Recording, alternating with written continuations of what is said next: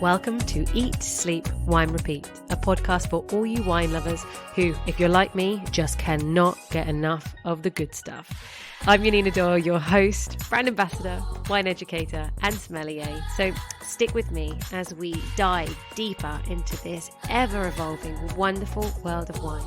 And wherever you are listening to this, cheers to you. Hello, wine friends, and welcome back to part 2 of my mini-series on South Africa. Today we are still in Stellenbosch, but we will be talking all things Chardonnay with the very talented winemaker Mike Dawson of Journey's End Winery. When I met Mike in January at the winery, our wine tasting went on for hours. I did feel rather guilty as Mike is a really busy guy, but he has so much information to offer and he is very generous with his time. He's also all about the wine. We're talking backwards cap, casual jeans, white t-shirt. This is a guy that is solely there for his grapes, and you taste that in the wines. So alongside discussing different winemaking choices for Chardonnay, how the grapes differ from Stellenbosch to other regions, we will also be talking about all the incredibly honourable actions of Journey's End, helping the community, their sustainability recognitions, and even some of their pleasurable actions, such as throwing grand pianos across the estate. Yeah. So pour yourself a glass of Chardonnay, preferably from Journey's End, and enjoy. So, Mike, how are you feeling? Are you stressed that I have taken you away from your grapes? Be honest. Not at all. A few moments away, they'll be all right. We are still just doing pump overs on sort of one block of grapes at the moment, which we took in quite late. But yeah, other than that, everything's been pressed. Most of the red wines have gone through malolactic fermentation, which is great. So next week we'll tackle sort of filling them into barrels, and then they'll spend about 18 to 24 months in barrel afterwards. So that's a little bit more of the romantic side of the winemaking process, where it's pretty action-packed during harvest, obviously. Of course. And we're recording now, for anyone, obviously this will come out a little bit later, but we're recording right towards the end of April. And you were just telling me this is actually probably one of the latest harvest, or the longest harvest for you? Bit of both. We have actually picked historically a little bit later than this, but we just had really interesting sort of weather conditions towards the end of the 2023 summer, where the weather became very cold and we had periodic rainfall at very awkward times during harvest. So it was always a day after you were taking samples where you need to allow the vineyards a little bit of time to soak in all of that water, which obviously dilutes all of your sugars. So your grapes weren't at optimal ripeness at that point.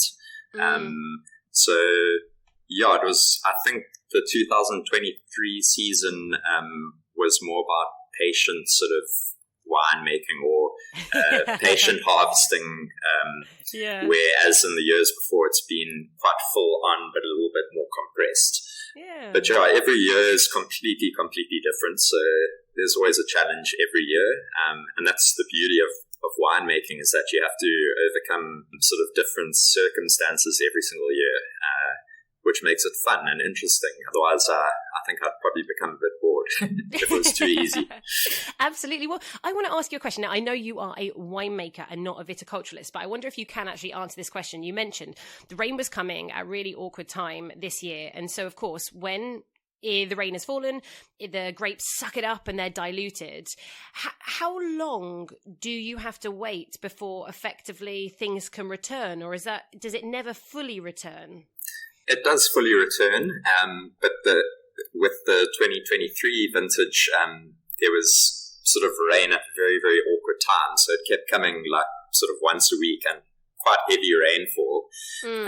So it's all dependent on the amount of rainfall. And if your soil gets completely saturated, then you obviously have to leave it sort of 4 or 5 days at least before it recovers, and you get a better reading of your sugars and your phenolic ripeness after that.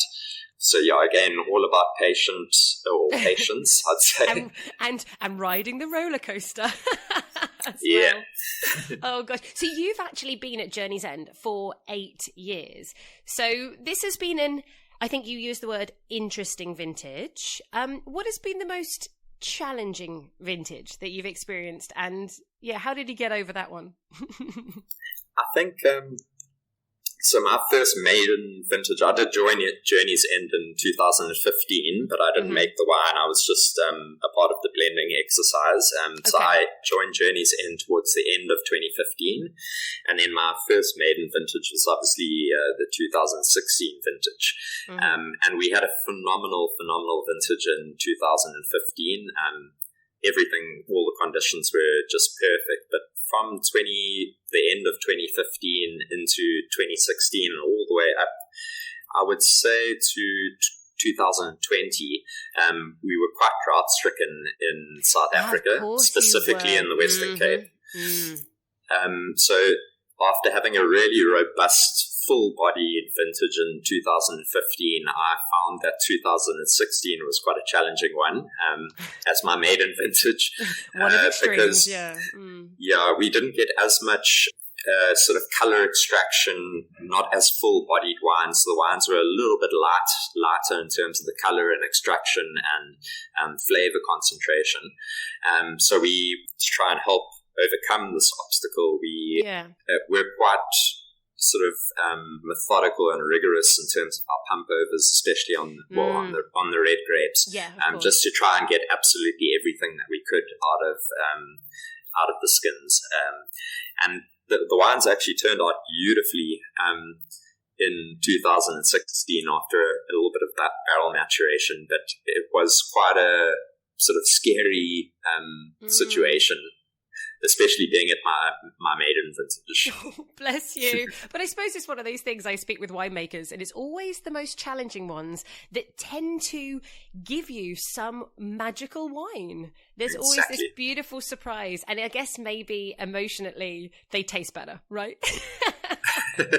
Precisely, yeah. So tell me, what attracted you actually to winemaking? What is it? So, to be completely honest, it was a bit of a lucky accident. I used to be a very passionate surfer, and I come from the east coast of South Africa, so from Durban, with nice warm water from the Indian Ocean. So it was a bit of a shock to the system when I moved up to the Western Cape and got into the sea. And also the wine culture in Durban was really non-existent when I was growing up. People were drinking red wines because of the sort of tropical temperatures that you get. They were drinking red wine with ice inside, and no. So I always wanted to really study a science-based degree. I was pretty decent at science and had a passion for it when I was still at school.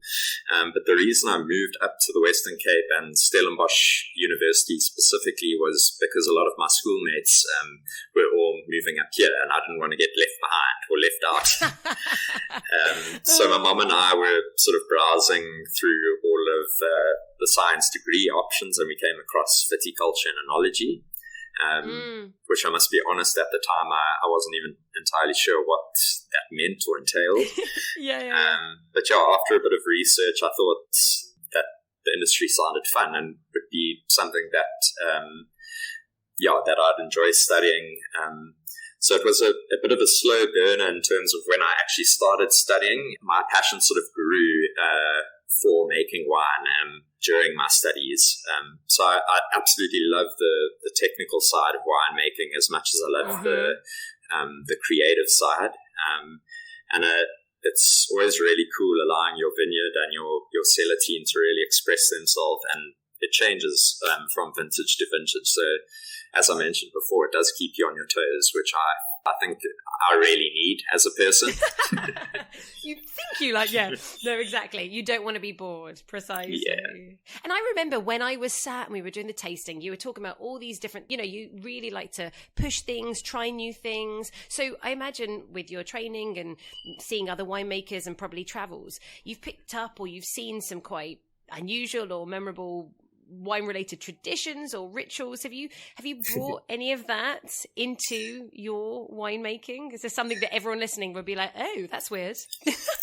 Yes, we do use some very traditional vessels specifically. We're using some amphora terracotta clay pots, which are actually will form part of a component that is in one of the wines that we'll be going through today, it's quite a new age wine making technique, but it actually isn't. It's one of the most historically backdated techniques. So I think there is always a combination of sort of old world techniques with new age thinking, if that makes any sense, which I definitely have incorporated into the Journeys End cellar. And I'm very lucky to be able to be given that sort of privilege and be allowed to spend a little bit of money on trying different things, new techniques and approaches to making the wine at the end of the day. And any happy accidents with your practices? Wait, any that you want to express? Any that you want to admit? The only thing that really pops to mind is my son being born. He's actually just turned 1 year old a week ago. He's an absolute cutie. But our winemakers obviously have the occasional privilege of taking a couple of bottles home with them to share with their partners. And I'm sure you can figure out the rest of the details yourself. So we'll have him working in the cellar in the next 4 years for sure.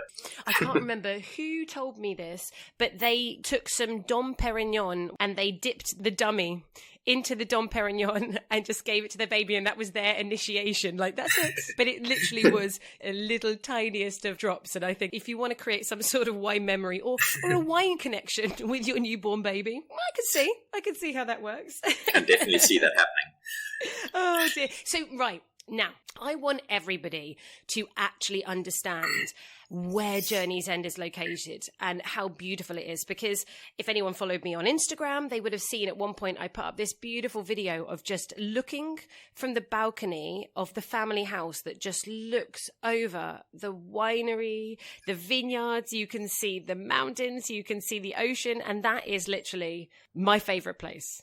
Anywhere where you can see vineyards and mountains is okay with me, right? It's a very, very special place. Isn't it?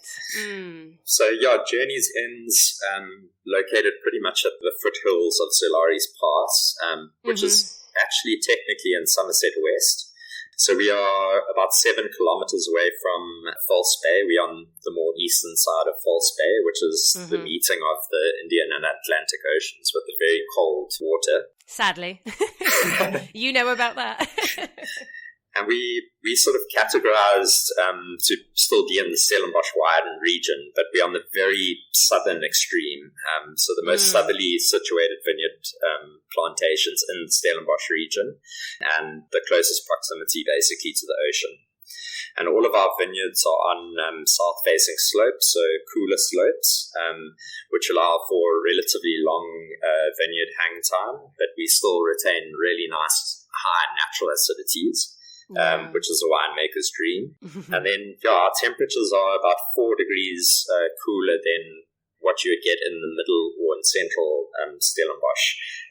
And we have slightly more drastic diurnal range, so difference in day and night temperature. And then our soils are all decomposed granite or decomposed granite derivatives.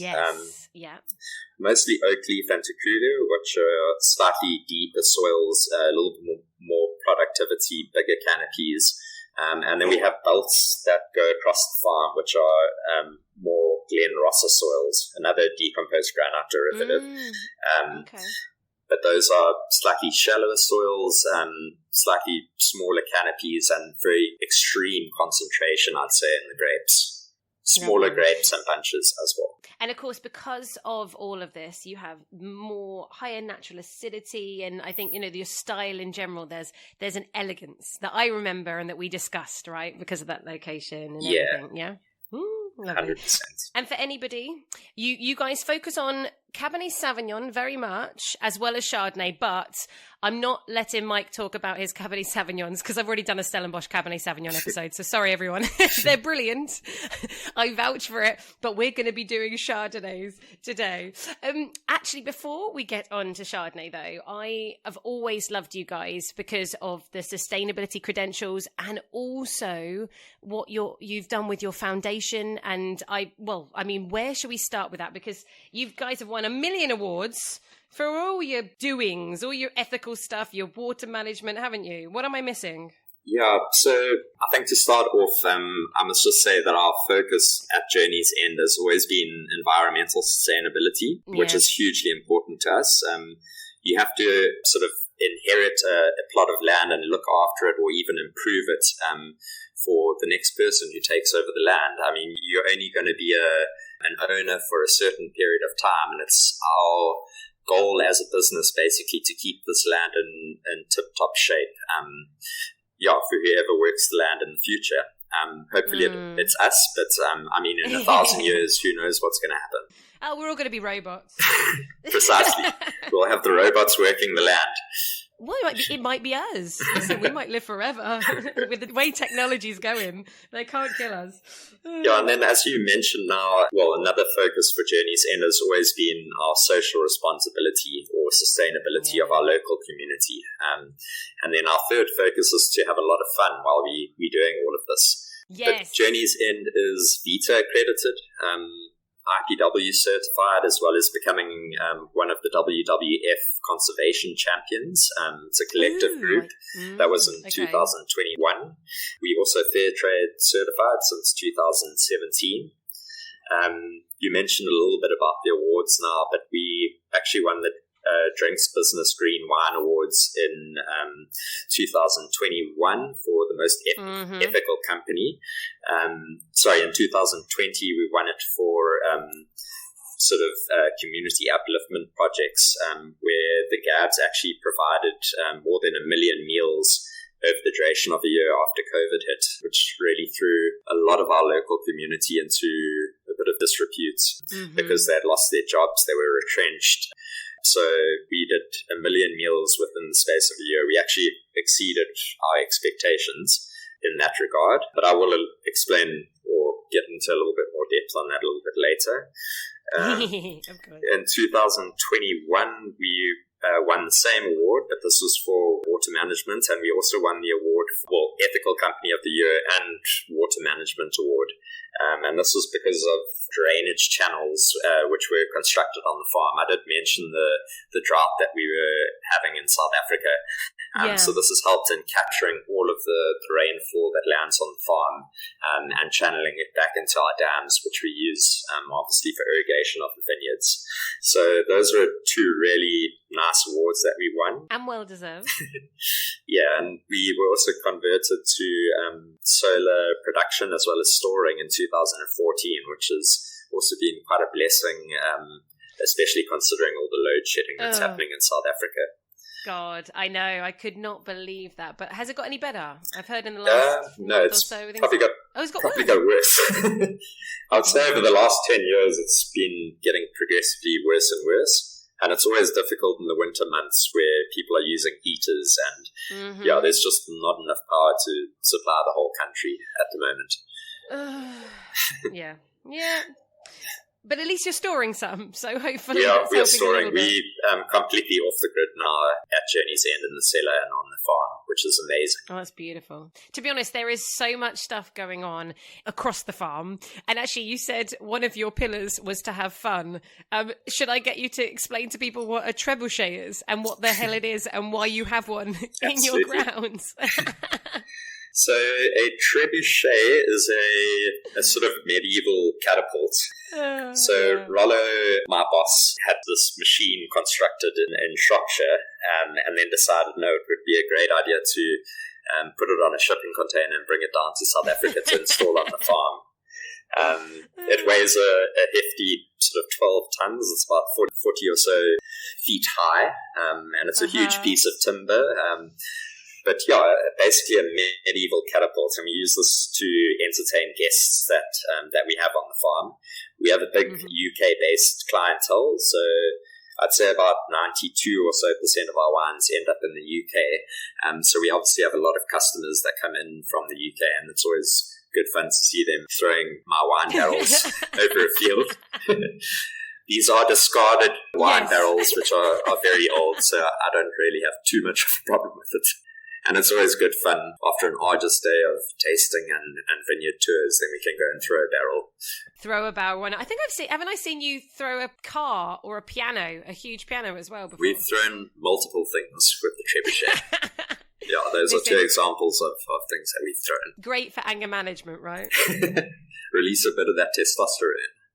Oh my God, honestly. And then with the foundation, I just thought, for me, that was really special. It really kind of touched my heart, because I think for anybody who hasn't been to South Africa, they don't really understand when you say a township. They're like, what's a township? And even just driving from the airport towards Cape Town, I've never seen anything like it. There's a number of different townships, and they're low-income, informal settlements. So, people who aren't the most privileged, but it's quite drastic to see, like Cape Town, which I consider a first world sort of section of the country, and how close those are to people who are completely impoverished. So it is quite a unique situation. You see quite a similar thing in Mendoza in Argentina, with the huge, beautiful castles of wineries, which are completely surrounded by informal settlements. Yeah. And I thought, but it was very humbling when I came and drove up to your property. Again, you make such amazing wines. It's certainly well known in the UK. And you have this idea of what you're going to have when you drive up to a winery. But actually, you've got like a little much smaller, but certainly when you drive, a little township right to the side, little children running around like crazy, of course, without any of their shoes on. In fact, you can tell your friends, they were very, very naughty. I don't know if I told you, when we came driving in, all these little kids came and it literally stopped us, blocked us. They held hands and they created a blockage, and I was just like looking at them like, guys, I don't have time for you, wine is awaiting, you need to move. It does happen occasionally. Naughty little children, but of course you expect. But yeah, it's very humble as you kind of go down that little dirt track and then get to what is, you've got this beautiful house, stunning vineyards, and I mean the contrast, it really makes you realize, if you are in a more privileged position, how can you help people? And so you've gone, haven't you? You're doing this regularly. Is it twice a week, and the staff get involved, and you go down and so we do it 3 times a week. So it was actually established in about August in 2020, so straight after COVID-19 and the lockdown sort of hit us really hard. So Rollo actually realized that there was a desperate need to supply food to this local community. Obviously, a lot of them had lost their jobs, who weren't able to work during the lockdown. Many of the people actually from the community work at Journey's End. So there's a huge connect between us and the locals. Yeah. Inevitably serve sort of quite a fundamental thing in our sort of production of grape to glass. So we wanted to look after them, obviously, not just the people employed by Journey's End, but the whole community, or the community as a whole. So initially we aimed to do about 10,000 soup kitchen meals per week, which would have equated to about 520,000 meals over the duration of the year. And after a year, we had actually exceeded 1 million soup kitchen meals. I mean, that's shocking, isn't it? Yeah, and to date, we're doing about 30,000 meals per week. We do it 3 times a week, as I mentioned. And we're also working with a group of ladies who are actually cooking the soup. We've also started establishing vegetable gardens, as opposed to these people or us going out and having to buy the vegetables from a supermarket or a market. We we are sort of giving them the opportunity to grow it themselves. So it's all about upliftment, and that's the amazing thing about working at Journey's End, is that the focus isn't just on making wine, but we sort of faceted in our focus and approach. I love that. It's such a beautiful, beautiful focus. And then, anybody who's drinking wine here knows that you're supporting a very good cause and drinking something delicious. So, you are a winemaker. Shall we talk a little bit about wine? I told you didn't have a choice, that we had to talk about Chardonnay. That's perfect. Good. Okay. I'm glad you're down with it. So how do you go about determining what Chardonnay grapes should go into each one of your wines? Because you have different levels. So when Chardonnay comes in, how do you decide? We have done a lot of drone photography over our vineyards. So we've picked sort of spots out of specific vineyard blocks, which go into certain products. But I'd say the general difference, so a little bit later we're going to be tasting our Tails series Chardonnay, which is called the Haystack, and then a V series Chardonnay, which is called our V1 Chardonnay, and then a little bit later we'll be doing our Destination. But the Tails series Chardonnay generally comes from slightly younger vineyard blocks. They're about 8 years old at the moment.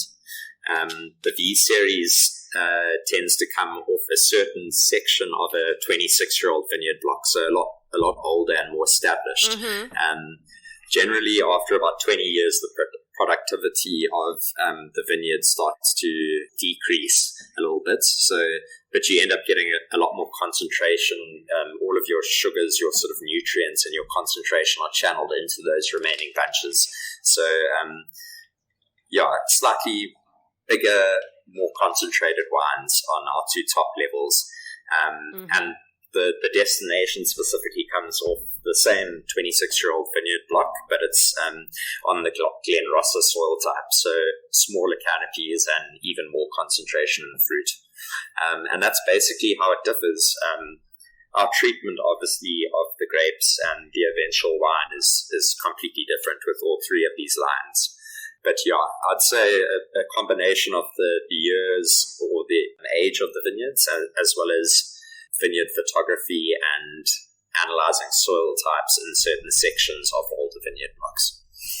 God, it makes you wonder, doesn't it? Back in the days when they had no technology, gosh. How did they do it? They were led by aliens. It must have been. I mean, what other answer is there? So do you... This is you, personally, prefer Chardonnay with or without oak? Controversial. So, I love oak Chardonnays, but it must be balanced oak. There was a period, sort of 10 years ago in South Africa when very full-bodied, very oaky, sort of 50 or even more sometimes percent new oak was incorporated into a wine blend, a Chardonnay wine blend. But I'd say in terms of my favorite style of Chardonnay must have balanced oak. Only French oak. We only use French oak on our Chardonnays. Why not American? It's a little bit too sweet, and the oak lactones are a little bit too prominent or apparent, for lack of a better word.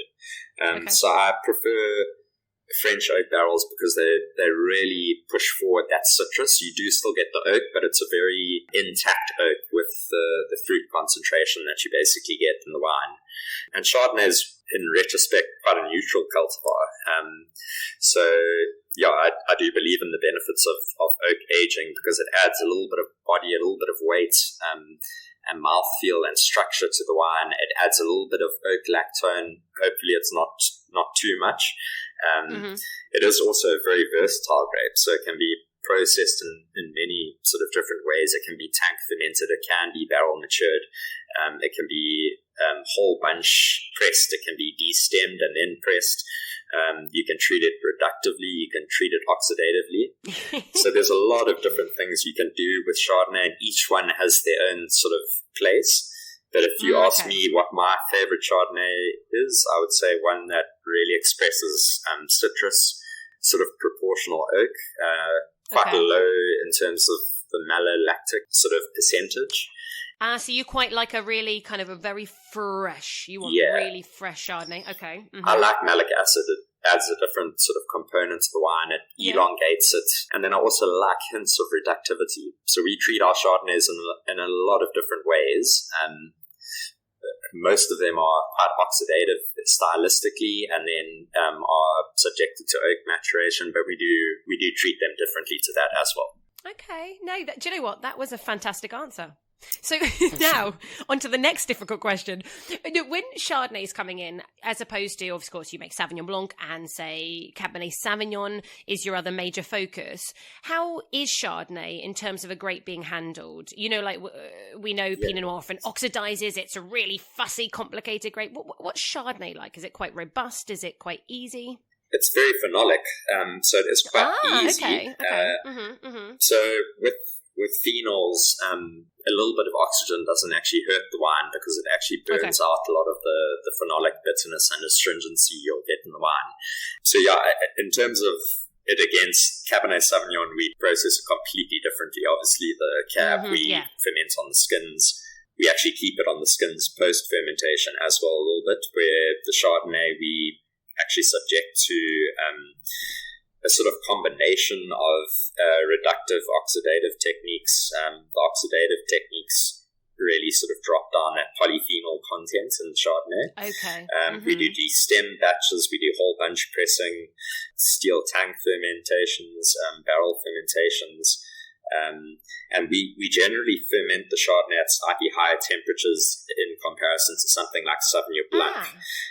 Sauvignon Blanc is a very, very delicate sort of cultivar. So our Sauvignon Blanc is treated extremely reductively. We use dry ice so that the juice doesn't ever see oxygen. So, and then we also keep our Sauvignon Blanc is all destemmed, but then we actually keep it in our press for about 8 hours before we start actually pressing it, so allowing it a little bit of skin contact time as well, where we don't do that at all with the Chardonnay. And then our Sauvignon Blanc fermentations are all pretty much, barring a couple, are done in stainless steel tank and at very, very cold temperatures. I almost make the yeast inactive. I like to ferment at such extreme temperatures. Do you not get nervous? You do occasionally, but if the grapes are healthy, you don't tend to have too many issues with it. So we're fermenting about, I set the tank temperatures to about 10 degrees, but obviously from the heat of the fermentation, we go up to about 12 degrees or so. Okay. Yeah. And what would you be for Chardonnay, temperature-wise? Chardonnay can go 16 to 18. Yeah. We can even go a little bit past that in our barrel fermentation room. So we do have air conditionings, but obviously you can't cool each individual barrel. So they do tend to ferment a little bit warmer, but we do quite a lot of natural ferments on the Chardonnay. So those tend to take a little bit longer because you haven't put a cultured sort of yeast into the juice to ferment it quickly. So everything seems to finish at the same time, just interesting. For different reasons, I'd say. Now, you're doing 16 to 18, so you're doing, warmer temperature fermentation for the Chardonnay. If you were to drop it down a couple of degrees to 14, what would happen with the aromas? Some of the yeast would inactivate, so you could be left with residual sugar on your wine, which is never a good thing. No, don't like that. So it's as I mentioned, the barrel room is temperature controlled, but we can't really drop the temperature of each individual barrel to what we really want, because they're all individual entities in themselves, and it would take us about a week just to cool all of the Chardonnay barrels in our barrel room. So it's a little bit too much hard work. We work hard enough as is. It's fine.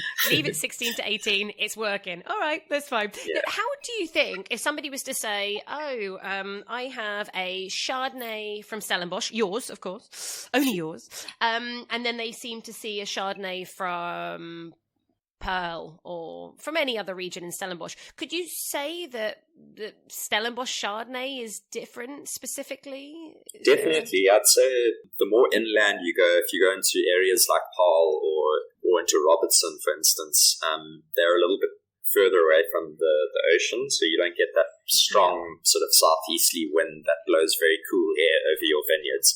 So I'd say the more inland you go, even if you compare us, who are on the most southerly pinnacle, basically, of the Stellenbosch wine region, into central Stellenbosch, they'll get slightly more riper styled Chardonnays than us.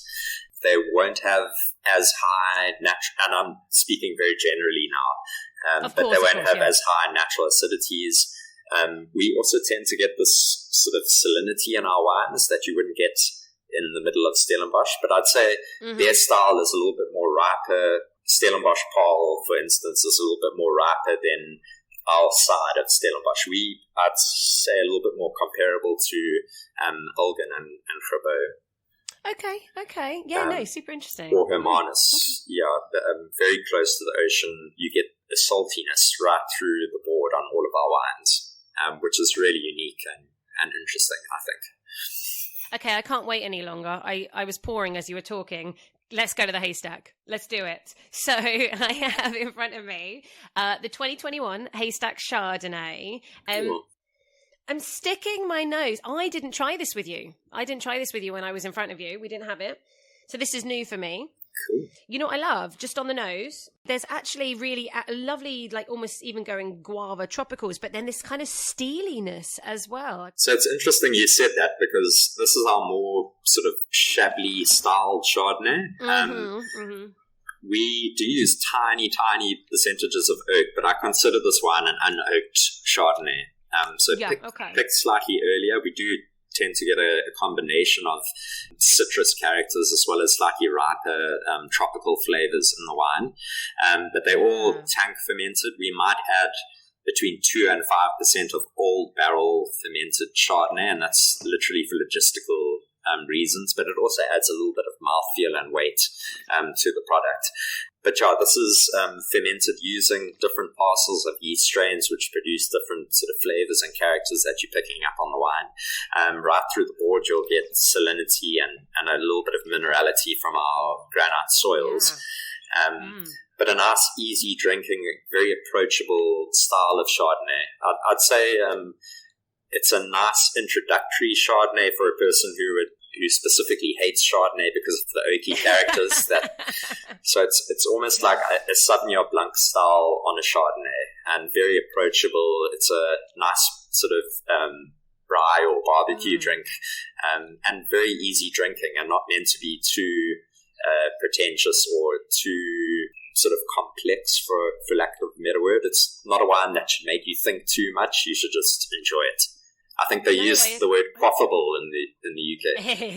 I use that a lot. Do you know, I just think we need to get rid of ABC Club, the Anything But Chardonnay Club, and we need to change it to the ABBC Club, Anything But Bad Chardonnay, because then that's it. You know, we're all part of the ABBC Club, aren't we? You know, that's all it is. Yeah. We just don't want bad Chardonnay. I really do like the fact that you hit the nail on the head when you said there's a little bit of weight, but it's not buttery, it's not creamy. It's just a little bit textural, nice and fresh. I really like that. I'm getting on the palate now a little bit of kind of melon, a bit of lime. That guava was on the nose. It's pretty, it's super fresh, and it's like £13 everybody in the UK. You can get it from Noble Green Wines. I've written down Tanners as well. So it's in quite a lot of places, this wine.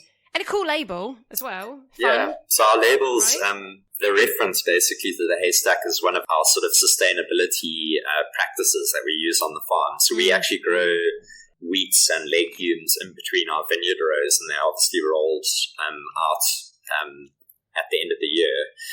And these form these sort of hay bales at the end of your vineyard rows. But if you're using alternative or cover cropping methods, it can add nitrogen to your soil. It can deter certain types of pests from your vineyards. It can also prevent soil erosion, and it prevents as much evaporation of soil water, which has been hugely beneficial for us since 2016. Amazing. Oh, God. Honestly, I hate the fact that we only have so much time to record this episode, because I just love picking your brain. Everyone, get across the journey's end. Find Mike. He's too busy making wine, but still, just grab him, ask him questions. It's super interesting. This was lovely. I really like this. I think great price, and as you said, with a whole load of friends, drinking, nothing too complicated, but it's lovely and fresh. And I really do I am getting that steely little minerality edge on the finish. So I think it's really nice, really lovely. Amazing. Glad you enjoyed it. Now, oh yes, but because I've tasted the other two, I'm going to the middle one now, which is V1 Chardonnay. This is 2021. This was my favorite. Yeah, so the V series is basically our varietal series, so our mid-tier range that we produce at Journey's End. Historically, we have discussed this a little bit earlier, but there were very robust, big styles of Chardonnay with a hectic amount of oak. And my whole idea with this wine was to make it a little bit different, a little bit more, or detract a little bit from the oak in the wine. So I really want this wine to be fruit forward, but at the same time, it is 90% of the components that go into this wine come from barrel fermentations. We're using about 10% new oak in the entirety of the blend. And then we're also using about 10% of alternative vessel fermentations and maturations. So those amphoras. Yeah, we're using a bit of amphora terracotta clay pots, which are all handmade. They take a hefty amount of time to actually construct. Oh, wow. Yeah, about 4 months to construct one of these vessels. So you have to do it in sections and then kiln it and then continue building upwards, basically. Interesting. And they're all hand-dyed in Italy. Yeah, oh God. Comes from Minetti, so they're extremely expensive vessels. They would make great tree pot plants as well. Very expensive ones. Yeah, exactly. I think I like the idea of using them in wine. What do you think is the, from your perspective, everyone has an opinion, what is the advantage of using these clay pots on Chardonnay? So one of the effects that it does have is, it's a little bit technical that I'm going to go now, but it's called the Brownian effect. So instead of having a flat surface at the bottom of your tank like you would have in a stainless steel tank, you actually have a sort of curve at the bottom of your tank, or a concave.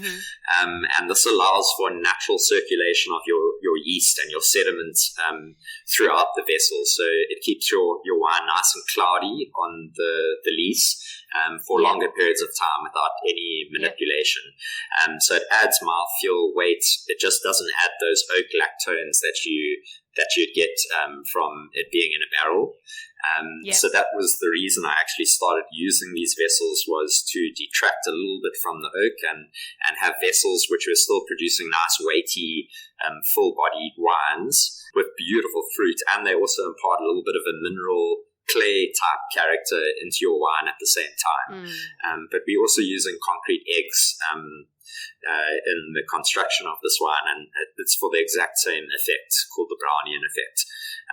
And this also helps in preserving the wine for longer periods of time without me having to add a preservative like sulfur into the wine. So that's brilliant as well. Yeah. I just fell in love with this one. Everyone, by the way, this is only £19 from Noble Green Wines. Yes. And for me, the concentration on the nose, it's like this beautiful creme brulee and then this big old bowl of just peaches. It's like this beautiful, like caramelized peach almost, and then with this lovely chalky nature, which, you know, maybe coming from your vessels, who knows, or the soils, who knows. But the palate, again, it's clean, it's bright, it's light, it's textural, it is elegant, because I remember it's not a blockbuster at all. But then with all that gorgeous fruit, there's this lovely little savory finish, a bit of like this truffle on the end. I adore this wine. This is my absolute favorite. Even though the other one is actually a little bit better, for my palate, I love this wine. Yeah, I'm also a sucker for the V1 Chardonnay. But you may be a sucker, but let's talk about the other equally delicious, because some people will prefer the destination Chardonnay. This actually is 2019, the vintage I have here in front of me. And you actually, let me read the bottle. Okay, so you're making the least out of this. 20 barrels. And, barrels 20 barrels, yes. Yeah. So about I have bottle number. Liters. I have bottle number 5,191. I always feel special when you know the actual bottle number. More people need to do it. It's absolutely brilliant. So tell me about this Chardonnay. So this is the destination's basically the pinnacle of our white wine making, I'd say, at Journey's End. Although it is probably the easiest wine to actually make on the farm. It is a bit scary because it's 100% naturally fermented. We literally don't add a thing to it. So we use a combination of whole bunch pressing as well as destemmed pressing. And then from there, it undergoes a settling period. For the 2019 vintage, we were actually doing cold settling on this wine. More recently, we've started doing flotation settling. But literally from the settling tank, we pump the juice into French oak barrels. We use a combination of 228 litre as well as 300 litre French oak barrels. And all of the fermentations are undertaken completely naturally, so we don't add any yeast. There's never any acid added to this wine. We do have nice sort of high natural acidities in any case. So vibrant. And it's a wine that you must almost drink a little bit warmer than the previous two. So I'd say about 15 or so degrees, 14 to 15 degrees is ideal for this, where I'd chill the other two a little bit more. But we're using about 20% new oak in the entirety of the blend. I only use a very select few coopers with different sort of deviations on the toasting level or the barrel type from the different coopers. And then that's what builds our complexity, is basically using a whole bunch of different barrel components and building this wine up in terms of generally is a little bit more Burgundian in style, sort of Meursault in style, a little bit smokier. It's nuttier.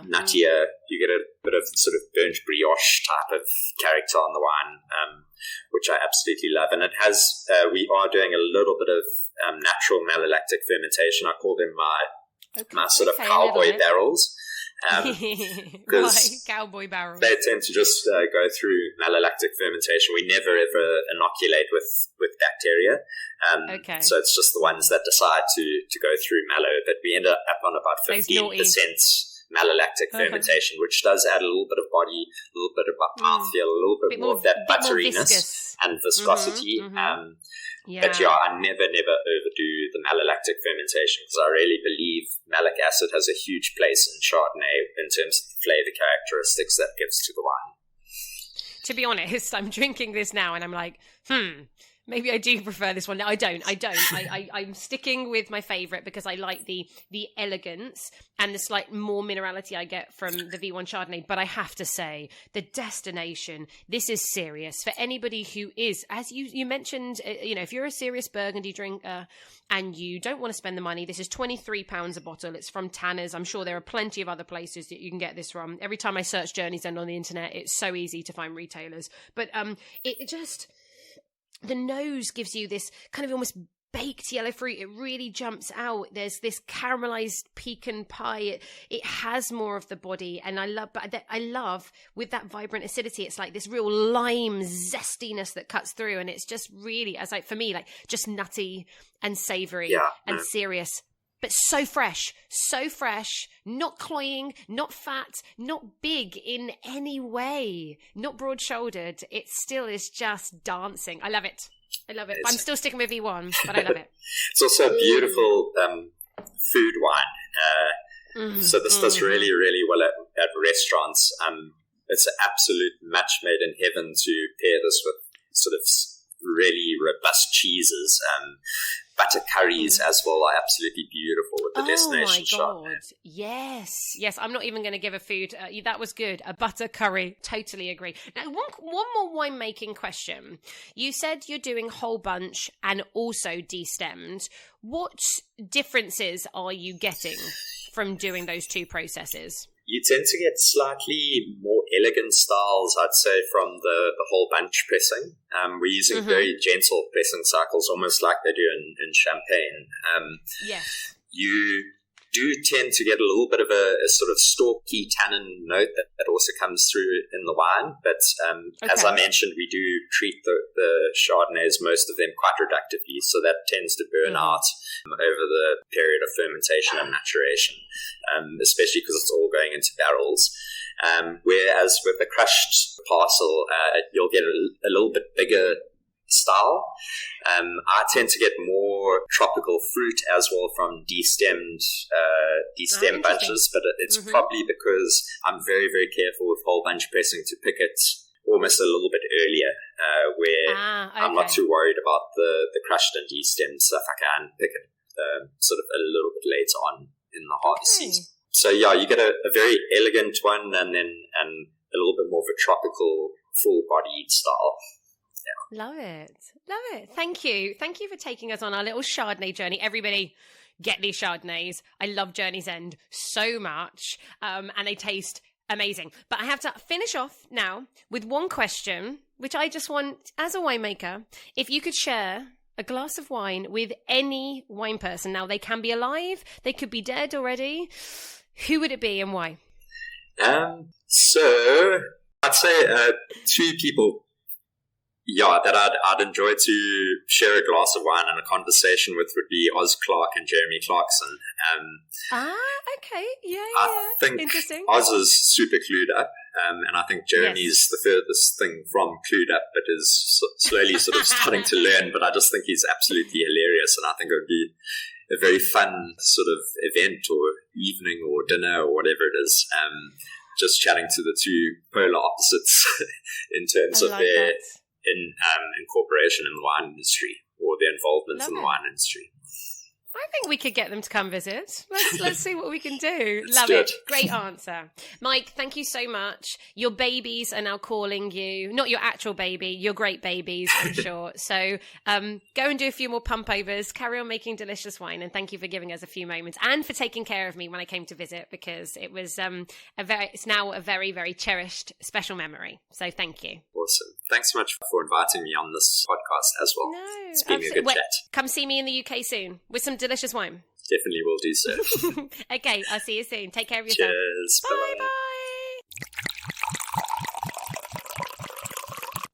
So I hope you've all now joined my club, the ABBC Club, and you're all ready to get behind all the inspiring and beautiful efforts of Journey's End.